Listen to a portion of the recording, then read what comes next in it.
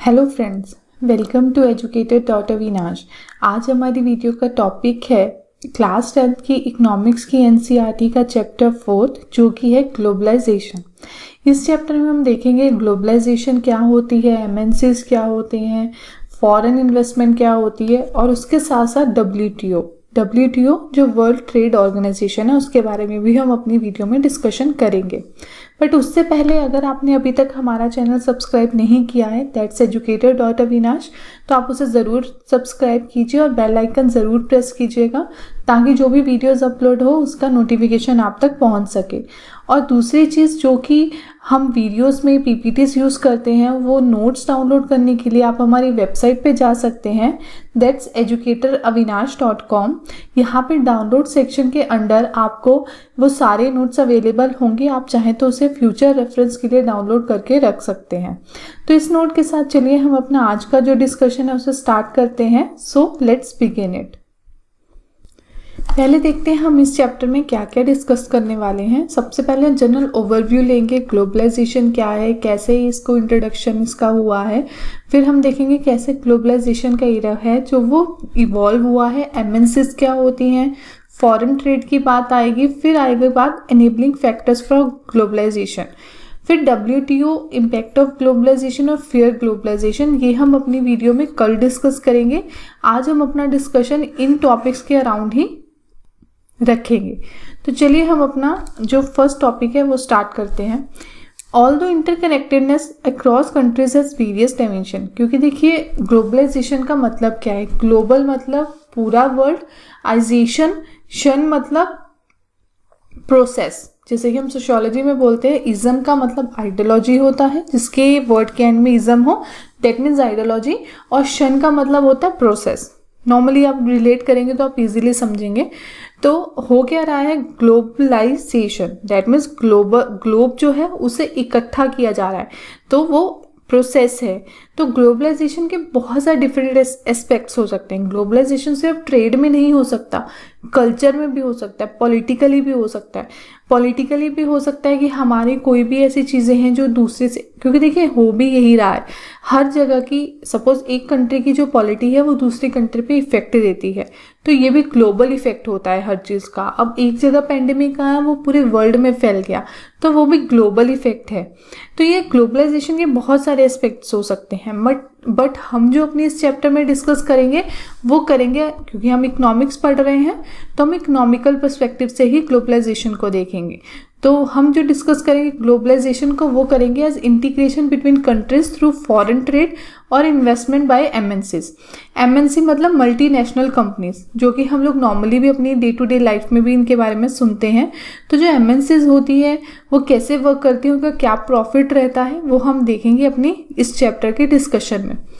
आज अगर हम बात करें तो हमें बहुत सारी चॉइसेस मिलती है गुड्स एंड सर्विसेज को लेके। अगर आप मार्केट में जाएं आपको डिफरेंट ब्रांड्स मिल जाते हैं, आप उनको अपनी चॉइस के अकॉर्डिंगली चूज कर सकते हो। ये सब क्यों हो रहा है, सिर्फ ग्लोबलाइजेशन के कारण। अगर ग्लोबलाइजेशन नहीं होगा तो एक कंट्री जो प्रोड्यूस कर रही है वो अपने पास ही रखेगी और दूसरी कंट्री को एक्सपोर्ट नहीं करेगी। और अगर ऐसा नहीं होगा तो हो क्या रहा है कि आप सपोज मैं इंडियन हूँ, तो इंडियन होने के बावजूद भी मैं फॉरेन के ब्रांड्स पहनती हूँ। बट अगर सपोज ग्लोबलाइजेशन नहीं होता, मेरे पास फॉरेन के ब्रांड्स नहीं होते तो मैं इंडियन ब्रांड्स ही पहनती। तो इतनी सारी चॉइसेस होने का कारण क्या है, ग्लोबलाइजेशन। बट हमें पता है कि जो पहले इंडिया था उसकी जो पॉलिसीज थी वो इस तरह से फ्रेम्ड नहीं थी कि ग्लोबलाइजेशन को इफेक्टिवनेस दी जाए। यही कारण है, हमें पता है ना एलपीजी रिफॉर्म्स आए थे। तो एलपीजी का मतलब क्या था, लिबरलाइजेशन, प्राइवेटाइजेशन और ग्लोबलाइजेशन। दैट मीन्स ग्लोबलाइजेशन बाद में इंट्रोड्यूस हुआ है। हम ऑल्दो 11th की जो बुक पढ़ेंगे उसमें भी हम देखेंगे कि ऐसा नहीं है कि ग्लोबलाइजेशन का जो प्रोसेस था या लिबरलाइजेशन का प्रोसेस था वो बिल्कुल ही 1991 के बाद स्टार्ट हुआ है। वो पहले ही जो हमारी गवर्नमेंट थी वो इस चीज़ के लिए प्रिपेयर्ड थी। वो कैसे थी वो हम जब 11th की अपनी वीडियोस देखेंगे उसमें आपको अच्छे से समझ में आ जाएगा। बट अभी के लिए आप ये समझ लीजिए कि ग्लोबलाइजेशन का फिनोमिना ऐसा नहीं है कि ऑल्दो हमारे पास हमेशा से था। पहले जो हमारी कंट्रीज थी वो काफ़ी ज़्यादा रिस्ट्रिक्टिव रहती थी, वो बहुत ज़्यादा ये चाहती थी कि हमारी कंट्री का जो मेन आइडिया है या मेन जो वर्कफोर्स है उन्हें ही प्रेफरेंस दी जा सके। फिर आता है प्रोडक्शन अक्रॉस कंट्रीज की बात। Until middle of 20th century production was largely within countries colonies such as India exported. अब हमें पता है हम पहले कॉलोनियल पावर के अंडर थे, हम पे कॉलोनियल पावर जो थी वो रूल करती थी। तो नेचुरली जो कॉलोनियल पावर होती है वो अपने बेनिफिट के लिए काम करती है, ना कि वो जो लोग हैं जो उसकी कॉलोनी है उसके बेनिफिट के लिए काम करे। तो हमारे ऊपर जो रूलर थे ब्रिटिशर्स, वो लोग क्या करते थे, हमारे यहाँ से रॉ मटेरियल लेके जाते थे क्योंकि वो उनको सस्ता था, और फिर फिनिश्ड गुड वो इंडिया में एक्सपोर्ट करते थे और हम वो इंपोर्ट करते थे। हो क्या रहा था, हमारा रॉ मटेरियल वहाँ पे सस्ते में जाता था, वो फिनिश्ड गुड नेचुरली हमें पता है जो फिनिश्ड गुड है वो महंगा मिलता है, तो वो फिनिश्ड गुड था वो हम खरीदते, तो नेचुरली हमारी जो इकोनॉमी थी वो डाउन हो जाती थी। ये पहले की बात थी। आज भी यही चीज़ें हमें पता है प्रमोट हो रही हैं, और आज बस नाम चेंज हो जाता है, वो एमएनसीज आ जाता है। एमएनसीज भी क्या करती हैं, वो रॉ मटेरियल को प्रोसेस करके वो इस तरह, अब देखिए बहुत सारे ऐसे प्रोडक्ट्स हैं, अगर आप चाहें तो आप उसको मेमोराइज कर सकते हैं या उसको दोबारा से रिकॉल कर सकते हैं। लेकिन बहुत सारे ऐसे प्रोडक्ट्स हैं, अगर हम नॉर्मली उसे खरीदें, हम पैकेट में उसे खरीदते हैं। फॉर एग्जाम्पल, अगर आप नॉर्मल घर का कोई भी ग्रॉसरी चीज़ ले लीजिए, चाहे आप सूजी ले लीजिए, हम नॉर्मल सूजी लेने जाएंगे, खुली सूजी जो होगी वो सस्ती मिलेगी, वही पैकेट में होगी तो वो महंगी मिलेगी। ऐसा तो नहीं है, मतलब ठीक है रिफाइनरी में भी उनका कुछ एफर्ट्स जाता है, बट स्टिल इतना नहीं होता जितना वो चार्ज करते हैं। वो क्या कर रहे हैं, वो आज भी जो हमारे फार्मर्स हैं वो क्या करते हैं, रॉ मटेरियल देते हैं, उनकी कंडीशन इतनी ज़्यादा अच्छी नहीं है। क्यों? क्योंकि वो रॉ मटेरियल देते हैं जो ये एमएनसीज सबसे फिनिश्ड प्रोडक्ट के फॉर्म में उन्हें ही इतना महंगा भेज देती है। तो ये क्या हो रहा है, एमएनसीज आज भी वही काम कर रही हैं जो पहले होता था, बट खैर उनका रोल जो है वो कुछ अलग हो जाता है। MNC is company that owns और control production in more than one country. Multinational company है, दैट मीन मल्टीपल नेशंस में वो काम करती है। तो वही यहाँ लिखा है एमएनसी जो है वो डिफरेंट कंट्रीज में काम करते हैं। They set up where they can get cheap labour, क्योंकि उनका मेन मकसद क्या है, चीप लेबर मिले और जो उनके प्रॉफिट्स हैं वो मैक्सिमाइज हो सके। Thus goods and services are produced globally. The production process is divided into small parts. होता क्या है, जैसे हमें पता है एप्पल के साथ भी है, वो लोग क्या करते हैं, एक जगह पे एक चीज़ मैन्युफैक्चर करते हैं, फिर दूसरी जगह पे उसे असेंबल करते हैं, ऐसे कर करके वो डिफरेंट सेटअप्स रखते हैं जहाँ पे उनकी प्रोडक्शन उसके अकॉर्डिंगली वर्क करती है। ये सारी चीज़ें किस पे डिपेंडेंट होती है, कहाँ पे कौन सा रॉ मटेरियल उन्हें ज़्यादा इजीली अवेलेबल हो सकता है। सपोज की थी एक जगह पे उन्हें एक्स जो है वो रॉ मटेरियल मिल जाएगा, दूसरी जगह पे वाई रॉ मटेरियल इजीली मिल जाएगा, तो वो क्या करेंगे, एक्स मटेरियल से जो पार्ट बनना है वो उस कंट्री में बनाएंगे जहाँ एक्स अबंडेंस में है, जहाँ पे वाई अबंडेंस में है वहाँ पे वो पार्ट बनाएंगे जहाँ वाई अबंडेंस, जहाँ पे वाई का यूटिलाइजेशन है। तो इस तरह से वर्किंग अपनी रखते हैं ताकि उनका प्रॉफिट जो है वो बहुत ज़्यादा, जितना वो हो सके उतना मैक्सिमाइज कर जाए। इंटरलिंकिंग प्रोडक्शन अक्रॉस कंट्रीज, इसमें क्या रहेगा, कंडीशन जो है favourable for setting up MNCs वो क्या है, उन्हें स्किल्ड और अनस्किल्ड दोनों लेबर चाहिए होती है जो कि उन्हें लो कॉस्ट पे मिले। Factor of production availability and government policy, देखिए गवर्नमेंट की जो पॉलिसीज है ना ये बहुत ज़्यादा इफेक्ट करती है, और ये गवर्नमेंट पॉलिसीज ही हैं जो एक तरह से अल्टरेशन प्रोवाइड करती है कि एमएनसीज कहाँ पे रहेंगी कहाँ पे नहीं रहेंगी। ये सारे फैक्टर्स रिस्पॉन्सिबल है कि कहाँ पे एमएनसी अपने आप को इस्टेब्लिश करती है। Money spend to buy assets such as, अब जो एमएनसीज है या नॉर्मली भी हम बोले जैसे हम हमेशा बोलते हैं इकोनॉमिक्स में इन्वेस्टमेंट का मतलब क्या है, money spend to buy assets such as land building वगैरह, और जो इन्वेस्टमेंट की जाती है एमएनसी के द्वारा इसे फॉरेन इन्वेस्टमेंट बोलते हैं। फॉरेन इन्वेस्टमेंट क्यों बोलते हैं, क्योंकि फॉरेन की कंपनीज हमारे इधर इन्वेस्ट कर रही हैं तो उनके अपने वेस्टेड इंटरेस्ट होते हैं। अगर सपोज उन्हें लगेगा कि इससे उन्हें फ़ायदा नहीं हो रहा है, वो अपनी जो भी इन्वेस्टमेंट है उसे वापस ले लेते हैं।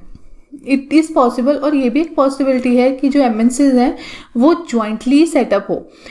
सपोज कीजिए कोई भी एमएनसी है, उसकी कुछ इस तरह की सपोज कीजिए वो इंडिया में आती है और इंडिया की पॉलिसीज ऐसी हैं, वो ये चाहते हैं कि ठीक है आप हमारे इधर एमएनसी एस्टेब्लिश कीजिए, हम आपको फेवरेबल चीज़ें देंगे, फेवरेबल कंडीशंस प्रोवाइड करेंगे, बट हमारी कंडीशन सिर्फ इतनी है कि हमारी जो डोमेस्टिक कंपनी है आप उसके साथ टाई अप करके करें। तो ये चीज़ है कि एमएनसीज कई बार ऐसा भी होता है वो ज्वाइंटली अपना वेंचर जो है वो रखती है। इसके फ़ायदे क्या है लोकल कंपनीज को, कि जो MNC है वो मनी प्रोवाइड कर रही हैं इन्वेस्टमेंट के लिए। और एक और चीज़ है, जो ये MNC नेचुरली वो मल्टीपल नेशंस में है, तो ज़्यादा डेवलप्ड है, तो नेचुरली उनके पास ज़्यादा टेक्नोलॉजी है।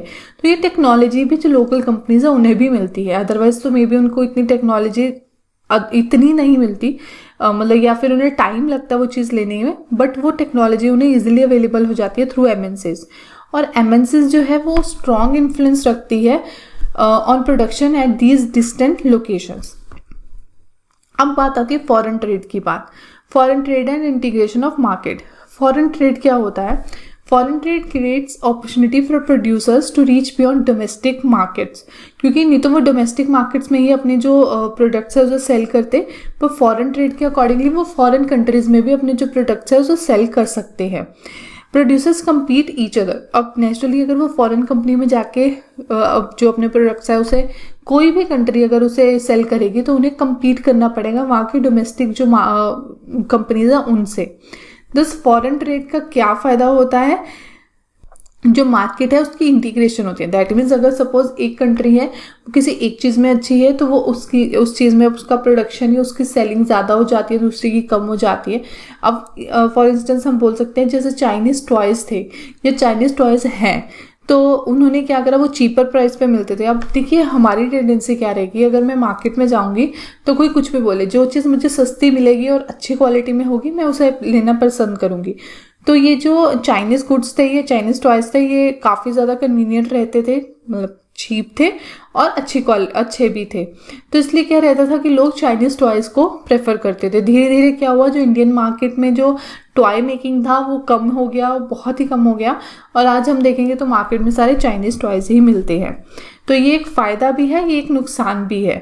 अब हम ग्लोबलाइजेशन पर से पे आते हैं कि वो है क्या। In past couple of decades foreign trade between countries has been rising rapidly which is controlled by MNC because they want to set up in country which will be cheap. Globalization process है of rapid integration और interconnection between countries. जो countries है वो connect की जाती हैं by movement of goods and service, investment, technology, movement of people between countries. देखिए ये सारी चीज़ें ना आपको अभी तक के डिस्कशन से बिल्कुल क्लैरिफाई हो गई होंगी। जो कंट्रीज है उन्हें हम कनेक्ट कर सकते हैं। किस तरह से कनेक्ट हो सकती है? गुड्स एंड सर्विसेज का जो मूवमेंट होता है उससे लोग जो इधर उधर जाते हैं। देखिए ग्लोबलाइजेशन में क्या है, अब हम अगर बात करें तो हमारे पास ऐसी रिस्ट्रिक्शन ऑल्दो कोविड के टाइम में हुई है या अनअवॉइडेबल किसी भी सर्कमस्टांसेस में हो सकती हैं, बट अदरवाइज कोई रिस्ट्रिक्शंस नहीं रहती हैं। अगर हमारे पास वीज़ा है, अच्छे सही डॉक्यूमेंट्स हैं, तो हम कहीं भी जा सकते हैं। और अगर हम वहाँ जा रहे हैं तो हो क्या रहा है, वो भी लिंक एस्टेब्लिश हो रहा है। अब मैं किसी कंट्री में जा रही हूँ, मुझे उस कंट्री के प्रोडक्ट्स का पता चलता है। अगर वो प्रोडक्ट्स मेरी कंट्री में आते हैं, मुझे पता है कि हाँ उस जगह पे ये चीज़ अच्छी मिलती है, तो अगर वो मेरी सिटी में मिलेगी तो नेचुरली मैं उसे प्रेफर करूँगी। मैं हमेशा बोलूँगी कि भाई उस स्टेट की ये स्पेशलिटी थी, तो तुम भी ये ज़रूर टेस्ट करके देखना। तो वैसे कंट्रीज़ के केस में भी होता है। तो ये जो ग्लोबलाइजेशन का इफेक्ट है ना, ये बहुत सारे डिफरेंट चीज़ों से जुड़ा हुआ है। इसलिए जो कंट्रीज़ है वो टूरिज़्म भी अपना प्रमोट करती है, बहुत सारी चीज़ें रहती हैं। मैं वही बता रही हूँ, ग्लोबलाइजेशन बहुत वाइड कंसेप्ट है, बट हमें यहाँ पे अपने चैप्टर के अकॉर्डिंगली चलना है, क्योंकि जब हम मेंस की बात करेंगे तो हम मेंस में देखेंगे ग्लोबलाइजेशन के ऊपर। बट अभी के लिए ग्लोबलाइजेशन एक सिर्फ 10th क्लास की जो बुक है उसके अकॉर्डिंग हमें पढ़ना है। फिर आता है एनेबलिंग फैक्टर्स फॉर ग्लोबलाइजेशन, की ग्लोबलाइजेशन के लिए कौन से फैक्टर्स हैं जो अच्छे रहते हैं। जैसे technology, rapid improvement in technology has been one major factor that has stimulated globalization process. अब जितनी ज़्यादा टेक्नोलॉजी आएगी उतना ज़्यादा एफर्टलेसली हम काम कर सकते हैं, उतना ज़्यादा हमारा स्पीड बढ़ता है, उतनी ज़्यादा हम नीड्स फुलफिल कर सकते हैं लोगों की। फिर जितना ज़्यादा उनको प्रॉफिट हो रहा है, जितनी ज़्यादा उनकी कैपेबिलिटी है, उतना ज़्यादा वो अपने जो कंपनीज़ हैं उसे इस्टेब्लिश कर देते हैं। तो इसलिए टेक्नोलॉजी एक बहुत बड़ा इनेबलिंग फैक्टर रहा है ग्लोबलाइजेशन के लिए। Technology in areas of telecommunication, computer, internet has improve greatly. वो हमें पता है कि आफ्टर 2000 जो इंटरनेट में जो इम्प्रूवमेंट आया वो बहुत ज़्यादा आया है। यहाँ पे एग्जांपल दिया जाता है कि जैसे कंटेनर्स है जो कि पोर्ट्स पे हम एक जगह से दूसरी जगह या उसे एक्सपोर्ट करते थे, उसमें क्या है, उसके टाइम में बहुत ज़्यादा रिडक्शन हुआ है। पहले बहुत ज़्यादा टाइम लगता था लोडिंग अनलोडिंग के लिए, बट अब उतना टाइम नहीं लगता है। क्यों? टेक्नोलॉजी के लिए कारण। अब जितना कम टाइम लग रहा है उतना ज़्यादा इफेक्टिवनेस या उतनी ज़्यादा एफिशिएंसी बढ़ रही है। तो ये कारण है कि ग्लोबलाइजेशन में इस तरह से टेक्नोलॉजी ने अपना कंट्रीब्यूशन दिया है। आईटी ने भी इसमें बहुत ज़्यादा काम किया है ग्लोबलाइजेशन में। News magazine published for London reader can be printed in Delhi by studying the magazine through internet और बैंक पेमेंट। ये बहुत सिंपल सा एग्जाम्पल है। फिर लिबरलाइजेशन की बात आती है, foreign trade and foreign investment policy. देखिए, लिबरलाइजेशन होता है रिलैक्सेशन, किसी भी चीज़ में रिलैक्सेशन देना। गवर्नमेंट्स भी क्या चाहती हैं कि फॉरेन पोर्टफोलियो यहाँ पे आए, फॉरेन कंपनीज यहाँ पे इन्वेस्टमेंट करें, क्योंकि वो अपने साथ साथ टेक्नोलॉजी और बहुत सारी जॉब अपॉर्चुनिटीज़ भी लेके आती हैं। तो इसलिए जो हमारी फॉरेन ट्रेड या फॉरेन इन्वेस्टमेंट पॉलिसी है वो लिबरलाइज होती रहती है, या फिर अगर बाय टाइम गवर्नमेंट को लगे कि हाँ यहाँ पे कुछ चेंजेस की ज़रूरत है जिससे कि मॉडरेट किया जा सके ये जो फॉरेन कंट्रीज है उनका इफेक्ट, तो वहाँ पे वो उस हिसाब से अपनी जो पॉलिसीज़ है वो फ्रेम कर लेती है। पर यहाँ पे खैर हम लिबरलाइजेशन की बात करते हैं। Tax on import is example of trade barrier. मैंने जैसे बताया कि अगर उन्हें लगता है हमारी गवर्नमेंट को कि जो फॉरेन कंपनीज की इफ़ेक्ट है उसे मॉडरेट करना है, तो वो ट्रेड बैरियर्स का यूज़ करते हैं। जैसे कि टैरिफ बढ़ा दिया, ठीक है, ड्यूटी बढ़ा दी, तो ये सारी चीज़ें किस लिए क्या है, एक तरह से trade barrier. Government uses trade barrier to regulate foreign trade. To protect domestic producers, Indian government put barriers on foreign trade and foreign investment after independence. हमने पहले ही मैंने अभी बात किया था कि आफ्टर इंडिपेंडेंस जो हमारी पॉलिसीज थी वो काफ़ी कंजर्वेटिव थी। हम क्या चाहते थे कि हमारे जो डोमेस्टिक प्रोड्यूसर्स हैं उन्हें हम बहुत ज़्यादा प्रोटेक्ट करना चाहते थे। ऑल्दो उस समय टाइम की रिक्वायरमेंट भी ऐसी थी कि हमें ये करना था, बट खैर कुछ हद तक हमें वो चीज़ें अवॉइड एक टाइम के बाद करनी थी जो हमने नहीं की थी, जिसकी वजह से बाद में बैलेंस ऑफ पेमेंट क्राइसिस या बहुत सारे और अदर फैक्टर्स जो थे या इश्यूज थे वो अराइज हुए थे। 1991 में जो इंडियन गवर्नमेंट थी उन्हें फिर ग्लोबलाइजेशन के लिए जाना पड़ा और जो फॉरेन ट्रेड और इन्वेस्टमेंट बैरियर्स थे उन्हें काफ़ी हद तक उन्हें ख़त्म किया। रिमूविंग बैरियर्स और restriction set by government is known as liberalization, वही जैसे मैंने पहले डिस्कस किया। तो हमने देख लिया लिबरलाइजेशन ऑफ फॉरेन ट्रेड या फॉरेन इन्वेस्टमेंट पॉलिसी इंडिया में कैसे हुई है। इससे हमारा आज का जो डिस्कशन है वो ख़त्म होता है। एक बार हम लास्ट में समराइज करते हैं आज हमने क्या क्या देखा। देखिए, हमने जनरल ओवरव्यू देख लिया, ग्लोबलाइजेशन के बारे में देखा, एमएनसी देखी, फॉरेन ट्रेड और एनेबलिंग फैक्टर ऑफ ग्लोबलाइजेशन देख लिया है। कल हम WTO इम्पैक्ट ऑफ ग्लोबलाइजेशन और फियर ग्लोबलाइजेशन जो है उसके बारे में डिस्कस करेंगे। तो तब तक के लिए थैंक्स फॉर लिसनिंग, और अगर आपको कोई क्वेरी है तो आप उसे प्लीज़ कमेंट बॉक्स में ज़रूर लिखिएगा और हमारे वीडियो को लाइक और चैनल को सब्सक्राइब कीजिएगा।